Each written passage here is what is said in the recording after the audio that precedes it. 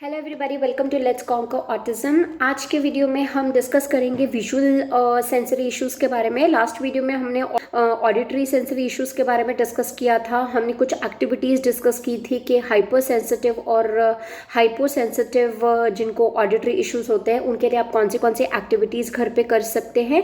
आज सिमिलरली हम visual hyper sensitive और विजुअली हाइपो सेंसिटिव मतलब visual avoiders and visually seekers जो होते हैं उनके लिए हम कौन से एक्टिविटीज़ कर सकते हैं या क्या क्या स्ट्रैटेजीज़ हम यूज़ कर सकते हैं ताकि वो अपने आप को सेल्फ रेगुलेटेड रखें, ताकि वो थोड़ा सा कंप्लायंस मोड में रहें एंड ताकि अच्छे से वो बच्चे परफॉर्म कर सकें। तो आइए इस वीडियो को शुरू करते हैं without wasting any time. And अगर आप इस चैनल पे नए हैं तो प्लीज़ मेरे चैनल को सब्सक्राइब करना ना भूलिए।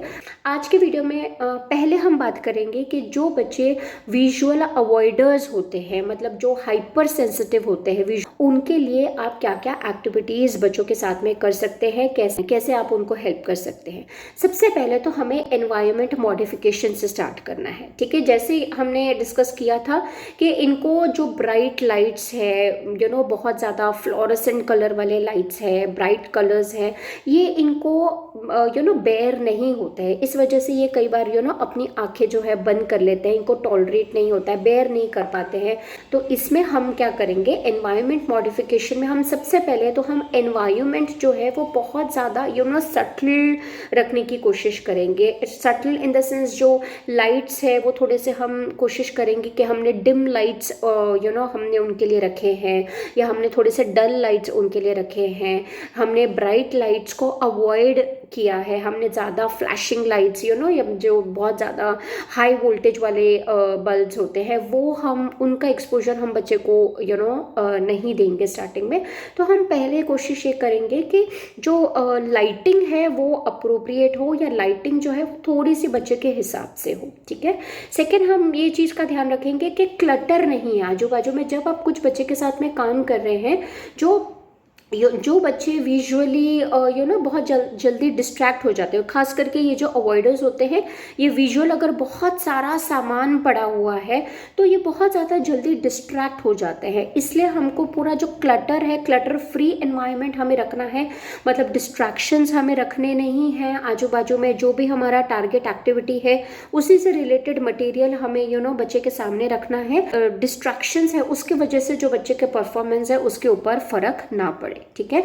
तो क्लटर फ्री एनवायरनमेंट रखना है, थोड़ा सा डल डिम एनवायरनमेंट रखना है। ऐसे बच्चों को मेस बिल्कुल भी पसंद नहीं आता है, मतलब क्योंकि ओवर स्टिमुलेशन मिल रहा है ना, विजुअल ओवर स्टिमुलेशन मिल रहा है, इसलिए वो जो इतना ज़्यादा मेस क्रिएट हुआ है या इतना ज़्यादा डिस्ट्रैक्शंस है, मतलब ब्राइट कलर्स के मैनिपुलेटिव्स बच्चे के सामने रखे हुए हैं, तो वो कहीं ना कहीं बच्चे का जो एंजाइटी लेवल है वो एंजाइटी लेवल, स्ट्रेस लेवल है वो हाई चला जाता है, और परफॉर्मेंस है और जो फोकस है वो डाउन चला जाता है। तो इस वजह से आप क्या करेंगे, बिल्कुल भी डिस्ट्रैक्शंस जो है वो बच्चे के सामने नहीं रखेंगे। आप एनवायरनमेंट को ज़्यादा से ज़्यादा डिस्ट्रैक्शन फ्री रखेंगे, क्लीन रखेंगे, मेस बिल्कुल भी बच्चे के सामने नहीं करेंगे, ठीक है। ये जो बच्चे होते हैं इनका, क्योंकि ये बहुत ज़्यादा हाइपर सेंसिटिव होते हैं, विजुअली हाइपर सेंसिटिव होते हैं, तो बारीक से बारीक चीज़ हम बोलते हैं ना, ऑटिज्म में ये एक सुपर पावर इनकी होती है कि बारीक से बारीक डिटेलिंग को भी ये लोग कैप्चर कर लेते हैं। तो ये जो विजुअली जो अवॉइडर्स होते हैं ये डिटेलिंग को भी कैप्चर कर सकते हैं, क्योंकि बहुत स्ट्रॉन्ग इनका जो स्टिमुलेशन इनको मिलता है, ओवरली स्टिमुलेटेड होते हैं ये बच्चे। इस वजह से ये डिटेलिंग को भी बहुत अच्छे तरीके से ये ऑब्जर्व कर पाते हैं, बहुत क्रिस्प क्लियर ऑब्जेक्ट्स इनको नज़र आते हैं। इस वजह से आप कोशिश करेंगे कि हम बच्चे को, अगर बच्चा बहुत बिहेवियर्स में आ रहा है, कहीं ना कहीं परफॉर्मेंस बच्चे का नहीं ठीक जा रहा है एंड आंखें बंद कर रहा है, कोई और बिहेवियर, स्टिमिंग बिहेवियर या और कोई बिहेवियर के अंदर एंगेज हो रहा है, हैंड फ्लैपिंग के अंदर बच्चा एंजाइटी की वजह से हो रहा है, तो प्लीज़ मेक श्योर कि आप ब्राइट कलर्स के ज़्यादा मैनिपुलेटिव्स नहीं यूज़ कर रहे हैं, थोड़े से पेस्टल कलर्स, न्यूट्रल कलर्स के मैनिपुलेटिव्स ऑब्जेक्ट्स के साथ में आप बच्चे के साथ में काम कर रहे हैं। लाइटिंग का आप पूरा रूम में, कमरे में लाइटिंग का आप पूरा ध्यान दे रहे हैं। जैसे कई बार होता है ना कि हमारी जो विंडो होती है उससे भी एकदम जैसे ब्राइट लाइट आती है। अगर अभी आप देखेंगे यहाँ पर, देखिए पीछे अगर मेरी ट्यूबलाइट ऑन है तो ये ट्यूबलाइट देख सकते हैं कितनी मतलब ब्राइट लाइट है। तो ऐसी लाइट से इनको प्रॉब्लम होता है, ऐसे आंखों में जैसे बोलते हैं ना चुभती है लाइट। तो ये तरीके के एनवायरनमेंट आप बच्चों के लिए नहीं रखेंगे। थोड़े से कामिंग एनवायरनमेंट बच्चे को आप देंगे। इनको सनलाइट से भी प्रॉब्लम होती है। सनलाइट में मतलब अगर आप इनको सनलाइट में लेके जा रहे हैं तो you will make sure that आप उनको सनग्लासेस पहना रहे हैं।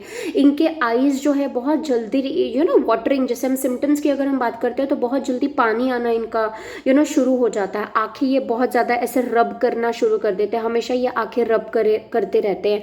अगर बहुत ज़्यादा सामान इनके सामने रखा है तो बहुत ज़्यादा चिड़चिड़े बहुत ज़्यादा क्रैंकी बिहेवियर शो करते हैं। मूड स्विंग्स इनके हो जाते हैं। एंड अगर आप नोटिस करेंगे तो अगर आप इनको कुछ पूछते हैं या आई कांटेक्ट देने में भी इनको कभी ना कभी प्रॉब्लम होता है। मतलब ये हेड ने ऐसे डाउन कर लेते हैं अपना जो हेड है। अगर सामने वाला इनसे बात कर रहा है तो ये हेड डाउन कर लेंगे ताकि, और इनको बहुत डिफरेंट फेसेस से भी प्रॉब्लम हो सकती है। मतलब ऑब्वियसली हम सबके डिफरेंट फेसेस है। अगर आप देखेंगे मेरे ड्रेस पे यहाँ पर मिरर वर्क हुआ है, तो ऐसे कुछ कपड़ों से, जैसे मैंने फ्लोरोसेंट कलर के कपड़े पहने हैं, तो इनसे भी बच्चों को, ये जो विजुअल हाइपर सेंसिटिव बच्चे होते हैं उनको ऐसे फ्लोरोसेंट कलर के भी अगर मदर कपड़े पहन लेती है या कुछ ऐसा वर्क किया हुआ है उनके ड्रेस के ऊपर, या कुछ मदर ने ऐसे एसेसरीज पहनी हुई है, एयर बैंड्स है, ईयरिंग्स है, लिपस्टिक बहुत ज़्यादा डार्क लगाई है, तो ऐसे सिंपल या छोटी छोटी चीज़ों से भी जो हाइपर सेंसिटिव बच्चे होते हैं, विजुअली हाइपर सेंसिटिव जो बच्चे होते हैं, उनको प्रॉब्लम्स हो सकती है। ठीक है। तो प्लीज़ आप कोशिश करेंगे कि कम से कम आप पहले तो नोटिस जो सिम्टम्स है वो नोटिस करेंगे, एंड आप उसके अकॉर्डिंग कम से कम ब्राइट कलर्स यूज़ करने की कोशिश करेंगे। अगर थोड़े बड़े बच्चे हैं या जिनके साथ में आप अगर कंप्यूटर स्क्रीन्स के ऊपर या कंप्यूटर सिखाने पे आप काम कर रहे हैं, तो आप मेक श्योर करेंगे जो कंप्यूटर स्क्रीन की जो ब्राइटनेस है वो आप लो रखेंगे। अगर आप मोबाइल भी अगर उनको दे रहे हैं, मोबाइल की भी आप मेक श्योर करेंगे कि जो ब्राइटनेस है वो काफ़ी लो है। एंड आई प्रोटेक्शन सनग्लासेस पहना देंगे उनको जब भी वो कंप्यूटर पे काम कर रहे हैं या लैप स्क्रीन टाइम उनका हो रहा है। तो ऐसे छोटे छोटे अगर आप चीज़ों के ऊपर ध्यान देंगे तो काफ़ी हद तक इनका परफॉर्मेंस आप इम्प्रूव कर सकते हैं। काफ़ी हद तक इनका जो इन्वॉल्वमेंट है, आप बच्चों का कोई भी एक्टिविटी में इन्वॉल्वमेंट है वो बढ़ा सकते हैं, एंड इनको आप रेगुलेट करने में हेल्प कर सकते हैं। डिसेंसिटाइज करने के लिए भी आप, जैसे मैंने यहाँ पर दिखाया है आपको, ऐसे कुछ सेंसरी बॉटल्स बहुत इजीली अवेलेबल होती है अमेज़ॉन पे। तो जब डिसेंसिटाइजेशन की बात आती है तो डिसेंसिटाइजेशन के लिए, जैसे हमने ऑडिटरी के लिए भी हमने डिस्कस किया था, बेबी स्टेप्स हम लेते हैं, ग्रेजुअल एक्सपोजर देते हैं। तो इस तरीके के आप उनको थोड़े से सेंसरी बॉटल्स या लावा लैम्प्स भी आजकल अमेज़ॉन पे बहुत इजीली मिल जाते हैं। तो इस तरीके से आप हल्के हल्के एक्सपोजर्स देंगे ताकि थोड़ा सा डिसेंसिटाइजेशन के ऊपर भी काम हो। ठीक है, धीरे धीरे एक्सपोजर आप बच्चे को देंगे। ठीक है, इस तरीके से आप बच्चे को काफ़ी हेल्प कर सकते हैं डिसेंसिटाइज करने में। ठीक है, अब हम बात करते हैं हाइपोसेंसिटिव, विजुअली हाइपोसेंसिटिव जो बच्चे होते हैं उनके लिए आप क्या क्या कर सकते हैं। देखिए, जो विजुअली हाइपोसेंसिटिव बच्चे होते हैं वो बेसिकली सीकर्स होते हैं कि उनको इनपुट चाहिए होता है। तो आप किस तरीके से आप उनको इनपुट देंगे, इनके साथ जब भी आप काम कर रहे हैं, ऐसे बच्चों के साथ में जो विजुअल सीकर्स है, ऐसे बच्चों के साथ में जब भी आप काम कर रहे हैं तो आप ब्राइट कलर्स यूज़ करेंगे। आप जानबूझकर लाइट वाले टॉयज बच्चे के सामने रखेंगे ताकि जो विजुअल स्टिमिंग के अंदर अगर बच्चा एंगेज हो रहा है तो आप उनको वो विजुअल इनपुट दे रहे हैं ताकि वो विजुअल स्टिमिंग जो है उनका वो रिड्यूस हो जाए, ख़त्म हो जाए। ठीक है, तो आप इस तरीके से ये सेंसरी बॉटल्स जो है वो भी आप बच्चे को देंगे। जो सीकर्स होते हैं उनके लिए भी ये काम करता है, और जो अवॉइडर्स होते हैं उनके लिए भी ये डिसेंसिटाइजेशन के लिए काम करता है। ठीक है, तो इस तरीके से आप उनको बहुत ज़्यादा कलरफुल चीज़ें दिखाएंगे, कलरफुल आप उनके लिए टॉयज़ के साथ में या टीएल एम्ब्लेम आप बहुत ज़्यादा कलरफुल यूज़ करेंगे, आप मैनिपुलेटिव्स काफ़ी सारे कलरफुल यूज़ करेंगे, आप इनको कलर्ड राइस या आप जैसे सेंसरी प्ले हम देते हैं तो कलर्ड राइस के बिन्स आप इनके लिए बना सकते हैं, ताकि आप इनके लिए कलर्ड पास्ता जो होता है वो आप इनके लिए बना सकते हैं। आजकल इंटरनेट पे बहुत ज़्यादा फेमस है ये बच्चों के लिए, इसको हम बोलते हैं कलाइडोस्कोप। बहुत ही इजीली आपको अमेजोन पे मिल जाएगा। बहुत ही अच्छा टूल है, ज़्यादा कॉस्टली भी नहीं आता है, बहुत ही अच्छा टूल है विजुअल सीकर्स के लिए। ठीक है, मतलब आप बस इसको ऐसे ऐसे इसको बच्चे को यहाँ से ऐसे प्रेस करेंगे, अगर आप यहाँ पे देख सकते हो तो ये हम जैसे जैसे हम चेंज कर रहे हैं डिफरेंट डिफरेंट पैटर्न्स फॉर्म हो रहे हैं। तो ये ऐसे तरीके से टॉयज़ ना, ऐसे तरीके के अगर आप चीज़ें यूज़ करेंगे बच्चे के लिए तो बच्चे को बहुत अच्छा सेंसरी विजुअल सेंसरी इनपुट मिलता है। डिस्को लाइट्स जो आते हैं हमारे, दिवाली वाले जो लाइट्स आते हैं वो आप यूज़ कर सकते हैं। बच्चे को डार्क कमरे में आप बिठाकर एवरीडे 10 मिनट्स 15 मिनट्स आप बच्चे को वो डिस्को लाइट्स या जो दिवाली लाइट्स आपने लगा लिए हैं वो आप उनको वो कमरे में आप बच्चे को बिठा सकते हैं। आजकल वो जो सीलिंग पे जो वो रेडियम वाले जो थीम्स भी आजकल आते हैं, जैसे फुल आपने एक सोलर सिस्टम की थीम वाला आपने वो परचेज कर लिया है तो वो आप अपने रूफ पे लगा लेंगे, सीलिंग पे लगा लेंगे, एंड वो भी डार्क रूम में, मतलब जब लाइट बंद है तो वो जब शाइन करता है ब्राइटली, वो रेडियम लाइट्स का जो रेडियम लाइट्स जो चमकती हैं वो भी कहीं ना कहीं बच्चे को बहुत अच्छा इनपुट देता है।